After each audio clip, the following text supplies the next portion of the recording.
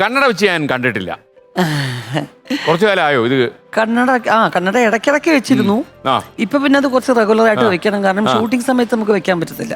അപ്പൊ അല്ലാത്ത സമയത്തെങ്കിലും വെക്കണം. മാത്രമല്ല മോഹൻലാലിന്റെ കന്നഡ ഊരിച്ചാളാ സ്ഫടികം അല്ലേ?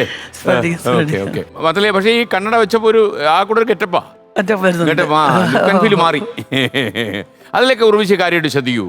ചില ആൾക്കാർ ചോദിക്കും ഈ ആർട്ടിസ്റ്റ് ഒക്കെ ആകുമ്പോൾ രാവിലെ അങ്ങ് പുട്ടിയിട്ട് തുടങ്ങും, ഉച്ചയ്ക്ക് ഷൂട്ടിംഗ് എങ്കിൽ ഇല്ല. ഒന്നുമില്ല. എന്നെ കുറിച്ച് ഞാൻ ഒരിക്കലും കോൺഷ്യസ് അല്ല, അങ്ങനെ അപ്പിയറൻസിൽ കോൺഷ്യസേ അല്ല.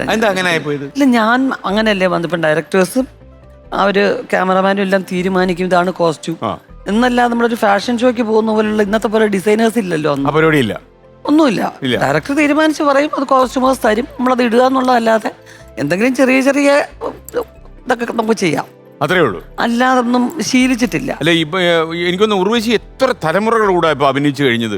ഇപ്പൊ ഏറ്റവും വന്ന് പുതിയ കുട്ടികളുടെ അഭിനയിക്കുക. അപ്പൊ അവരെന്ന് വെച്ചാൽ വേറൊരു കാലത്തിൽ ജീവിക്കുന്ന ആൾക്കാരാണ് അല്ലെ, എല്ലാം ഇടിപിടയിൽ കിടക്കുന്ന ഒരു കാലം. അപ്പൊ ഇവരവിടെ നിൽക്കുമ്പോൾ ഉർവശിയുടെ ഒരു അവസ്ഥ എങ്ങനെയാണ്? കരയിൽ പിടിച്ചിട്ട് മീൻ പോലെ ആവൂ? ഒരിക്കലും കംഫർട്ടബിൾ ആണ്. പ്രായം നമ്മൾ കുറയ്ക്കും. പിന്നെ അവരെ പ്രായം അവരുടെ പ്രായം ഓക്കെ, ഞാനും അവരുടെ പ്രായത്തിൽ നിൽക്കില്ലേ, നമ്മള് മാറുന്നില്ലല്ലോ. എനിക്കൊരു ഗ്യാപ്പ് വന്നിട്ടില്ലല്ലോ. പിന്നെ എല്ലാവരുമായിട്ട് നല്ലോണം കമ്മ്യൂണിക്കേറ്റ് ചെയ്യാൻ പറ്റുന്ന ആൾക്കാരാണ്. അല്ലാത്ത ആൾക്കാരെന്ന് പറയാൻ എനിക്ക് അങ്ങനെ ആരെയും പറയാനില്ല. എല്ലാവരുമായിട്ടും നല്ല ലോഹിതരാണ്. എല്ലാവരും കൺസിഡർ ചെയ്യുന്നുണ്ട് നമ്മളെ കൂടുതലും. പിന്നെ അവരുടെ ഒരുപാട് കാര്യങ്ങൾ നമുക്ക് പഠിക്കാനുണ്ട്. അല്ല, അവര് കയറി ബഹുമാനിച്ചു കളയൂ. കാരണം ഉർവശിയുടെ ഒരു സീനിയോറിറ്റിയും നമ്മളൊരു തറവാട്ടമ്മ വരുന്നു എന്നുള്ള ലൈനില്. അയ്യോ, പക്ഷെ ഞാൻ ഫ്രണ്ട്ലി ആയതുകൊണ്ട് അതൊക്കെ ആദ്യത്തെ കുറച്ച്. അല്ല, ഞാൻ ചോദിക്കുന്നത് ഇപ്പം ഞാൻ കുറെ കാലമായല്ലോ ഈ പരിപാടി തുടങ്ങിയിട്ട്.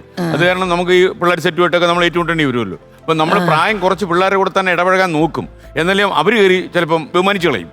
പക്ഷേ സാർ, ഈ കുറയ്ക്കും തോറും കൂടുന്ന ഒരു സാധനമായി പ്രായം. കുറയ്ക്കും തോറും കൂടും. നമ്മൾ ബോധപൂർവ്വം അതിന് ശ്രമം നടത്തുമ്പോൾ ഇത് കൂടിക്കൊണ്ടേയിരിക്കും. ഇപ്പൊ ചില ആർട്ടിസ്റ്റുകൾ ഗ്രേ ഉപയോഗിക്കേണ്ടെന്ന് വിചാരിച്ച് കൂടുതൽ മുടി ഡാർക്ക് ചെയ്യുമ്പോഴാണ് പ്രശ്നമാവുന്നത്. ഒത്തിരി പ്രായം ഇയാൾക്കിപ്പോ കൂടുതലാണല്ലോ എന്ന് തോന്നും. അതിപ്പോ സ്ത്രീകളായിരുന്നു നമ്മുടെ അപ്പിയറൻസിനെ കുറിച്ച് കോൺഷ്യസ് ആവാതിരുന്നാൽ തന്നെ അതൊരു സൗന്ദര്യമാണെന്ന് എന്റെ വിശ്വാസം. അങ്ങനെയാ എപ്പോഴും ചിന്തിക്കുന്നല്ലേ? തീർച്ചയായിട്ടും. എനിക്കൊന്ന് ഉർവശി 8ാം വയസ്സിലേ തുടങ്ങിയല്ലേ പരിപാടി അല്ലേ? എനിക്ക് തോന്നുന്നത് നമ്മൾ കുറച്ച് വണ്ടി പിറകോട്ട് പോയി കഴിഞ്ഞാലേ ഏതോ ഒരു ഷൂട്ടിങ് കാണാൻ കൽപ്പനയുടെ പോയി അല്ലെ, അങ്ങനെയല്ലേ സംഭവിച്ചത്? ഭാഗ്യരാജന്റെ സിനിമാ സെറ്റിലായിരുന്നു അല്ലേ? അല്ല സാർ, ഞാൻ ബേബി ആർട്ടിസ്റ്റ് ആയിട്ട് വന്നത് കൽപ്പന ചേച്ചി വർക്ക് ചെയ്യേണ്ട സിനിമയായിരുന്നു. അവിടെ ഒരുപാട് സംസാരിക്കുന്ന ആളായിരുന്നു, അത് നാണം കുണിങ്ങിയായിരുന്നു. കൽപ്പന ചേച്ചിയാണ് വീട്ടിലെ ഏറ്റവും സ്മാർട്ട്. ഞാൻ ഒട്ടും അധികം സംസാരിക്കുന്ന ഒരാളെ ആയിരുന്നില്ല. എന്നെ മാറ്റിയത് സിനിമ, എന്റെ ഫ്രണ്ട്സും ഒക്കെയാണ്. അത് എത്രയോ കാലത്തിന് ശേഷം. കാരണം ഇവിടെ എനിക്ക് ഭയങ്കര എന്താ പറയുക, പ്രൊട്ടക്ഷൻ ഉണ്ട്. എനിക്ക് ഏറ്റവും കൂടുതൽ ഫ്രീഡം ഉള്ള ഒരു സ്ഥലമാണെന്നൊരു തോന്നലാണ് ഞാൻ വന്ന കാലം മുതലേ. അപ്പൊ അതിന്റെ ഒരു സംഗതികളാണ്. കൽപ്പന ചേച്ചി അവിടെ ചെന്നപ്പോ ആ ഡയറക്ടർ KP പിള്ള എന്ന അദ്ദേഹത്തിന്റെ പേര്. 8ാം വയസ്സില്. അതെ. അപ്പൊ അദ്ദേഹം പറഞ്ഞു, അതെവിടെയായിരുന്നു ഷൂട്ടിംഗ്? ഇപ്പൊ ഓർമ്മിക്കും, ചെന്നൈയിൽ. അന്ന് സിനിമ എല്ലാം ചെന്നൈയിൽ. പക്ഷേ അന്ന് താമസം ചെന്നൈയിലാണല്ലേ? അല്ലല്ല, തിരുവനന്തപുരത്താണ്. അതും കഴിഞ്ഞ് 2 വർഷം കഴിഞ്ഞിട്ടാണ് ഞങ്ങൾ സെറ്റിൽ ആവുന്നത്.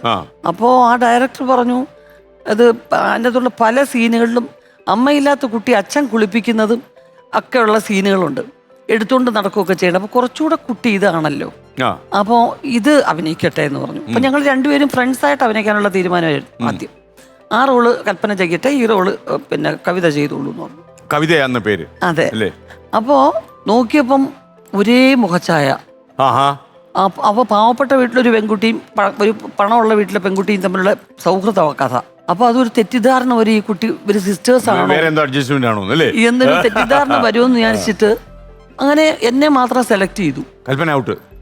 ഔട്ട് നമുക്കപ്പം ആ തോന്നലൊന്നും.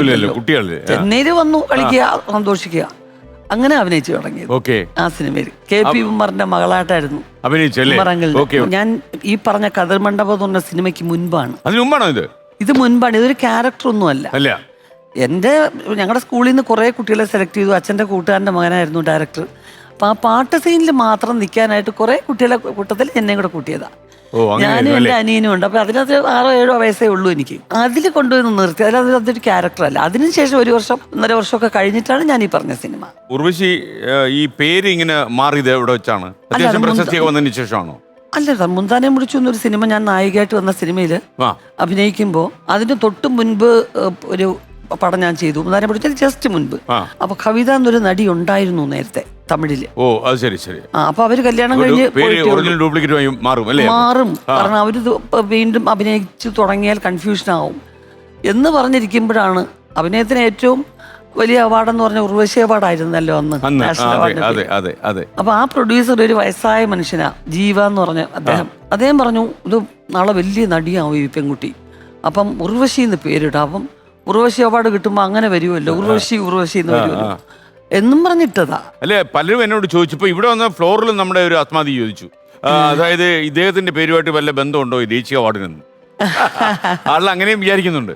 അല്ല അങ്ങനെ എനിക്കൊന്ന് പക്ഷെ പിൽക്കാലത്ത് എ ആർ റഹ്മാന്റെ ഹിറ്റായ പാട്ടുണ്ടല്ലോ എല്ലാം ടേക്ക് ഇറ്റ് ഈസി എന്ന് പറഞ്ഞ്, ആ ഉർവശി എന്നുള്ള പാട്ട് നമ്മളുമായിട്ട് എന്തെങ്കിലും ബന്ധമുണ്ടോ? അല്ല ആത്മബന്ധവും ഈ വാലി എഴുതിയപ്പോ എന്തോ മനസ്സിൽ ഉർവശി ആയിരുന്നു എന്നൊക്കെ പിൽക്കാലത്ത് ചില അഭിമുഖങ്ങളിലൊക്കെ വന്നു. അല്ല അതെന്ന് വെച്ച് കഴിഞ്ഞാല് അത് തമാശക്കൊരു ഫംഗ്ഷന്റെ ഇടയ്ക്ക് എന്റെ അടുത്ത് വാലി സാർ പറഞ്ഞതാ. അദ്ദേഹം ഇതുപോലെ ചടങ്ങിന് ഞങ്ങൾ എല്ലാവരും ഇങ്ങനെ ഇരിക്കുമായിരുന്നു. അപ്പൊ ഞാൻ അതിന് തൊട്ടു മുമ്പ് കമൽ സാറിന്റെ മകളിർ മട്ടും ഒരു സിനിമ ചെയ്തു. അപ്പൊ അതിലൊരു പാട്ട് ഞങ്ങൾ 3 നായകന്മാരും ഞാനും രോഹിണിയും രേവതിയും ഒരു പാട്ടിൽ അഭിനയിക്കണം. കറവമാട് 3 കാളമാട് 1 എന്നാണ് എന്റെ ലൈൻസ്. അപ്പൊ ഞാൻ പറഞ്ഞത് എന്തത് ഇങ്ങനെ, സ്ത്രീകൾ തന്നെ ഭയങ്കര പൊരുതി നിൽക്കുന്ന, വില്ലന്റെ കൂടെ പൊരുതി നിൽക്കുന്ന ഒരു പാട്ടാണത്. ആ പാട്ടിൽ അവരെ കറവമാടെന്ന് സ്വയം പറയുന്നത്, ഞാൻ പാടത്തില്ല ഇതെന്ന് പറഞ്ഞു. അപ്പോൾ കമൽ സാറ് ഫോൺ ചെയ്ത് തന്നിട്ട് പറഞ്ഞു ക്ലാരിഫൈ ചെയ്തോളാൻ പറഞ്ഞു. അപ്പം ഞാൻ പറഞ്ഞു സാർ എന്താണ് സാർ ഇങ്ങനെ എഴുതി വെച്ചേക്കുന്നത്, ഈ കുടുംബത്തിന് വേണ്ടി കഷ്ടപ്പെടുന്ന സ്ത്രീകളെ എന്നെ കറവമാടിനെ പോലെ കറവ് പശുവാക്കി എന്നൊക്കെ പറഞ്ഞു കേട്ടിട്ടുണ്ട്, പക്ഷെ സ്വയം ഇങ്ങനെ പെണ്ണുങ്ങൾ അങ്ങനെ പാടുവോ, അതെനിക്കെന്തോ അത്. അപ്പോൾ അദ്ദേഹം എക്സ്പ്ലെയിൻ ചെയ്തു തന്നു അങ്ങനെ വരത്തില്ല, അങ്ങനെ വരത്തില്ല എന്നൊക്കെ പറഞ്ഞിട്ട്. അപ്പം അതുകൊണ്ടാണ് ആ ചടങ്ങിൻ്റെ ഇടയ്ക്ക് എൻ്റെ അടുത്ത് പറഞ്ഞു ഒരുപാട് സംശയങ്ങൾ പാട്ടിനും ചോദിക്കുന്ന ആളാണ്, അതിനുവേണ്ടി ഒരു പാട്ട് വരുന്നുണ്ടെന്ന് പറഞ്ഞിട്ട്. അപ്പൊ ആ സ്റ്റേജിൽ ആ പാട്ട് പാടിയപ്പോ ഞാൻ വെച്ചു എന്നെ കുറിച്ച് എഴുതിയതാണോ, ടേക്ക് ഇറ്റ് ഈസി ഉർവശി എന്നാണല്ലോ പറയുന്നത്, വലിയ കാര്യമായിട്ട് എടുക്കണ്ടെന്ന്. അത് എത്ര മാത്രം സത്യം ഉണ്ടെന്ന് അറിഞ്ഞൂടാ, പക്ഷെ തമാശ അദ്ദേഹം പറഞ്ഞു. പക്ഷേ വൈരമുത്തുവാണ് ആ പാട്ട് എഴുതിയത് കേട്ടോ. അപ്പൊ വൈരമുത്തുവിന്റെ പാട്ടാണ്, നമുക്ക് ആ രീതിയിൽ അത് കാണാം, അത് കുഴപ്പമില്ല നമുക്ക്. പക്ഷെ തമാശ പറഞ്ഞത് വാലിസാറാണ് അല്ലേ? ഒരു പാട്ട് അല്ല പക്ഷെ എന്തായാലും ഈ പാട്ട് ആരെഴുതിയാലും എപ്പോഴും ഇപ്പൊ നമ്മൾ പ്രത്യേകിച്ച് മലയാളികൾ ഈ പാട്ട് എവിടെ കേട്ടാലും നമ്മൾ ആദ്യം ആലോചിക്കുന്ന എ ആർ റഹ്മാനെ കുറിച്ചല്ല, ശരിക്കും ഉർവശി എന്ന ആർട്ടിസ്റ്റിനെ കുറിച്ചാണ്. കാര്യം അത് നമുക്ക് കണ്ടുപരിചയം ഒക്കെ ആയിരിക്കാം, നമ്മൾ സിനിമ എത്രയോ പടങ്ങളിൽ കാണുന്നു.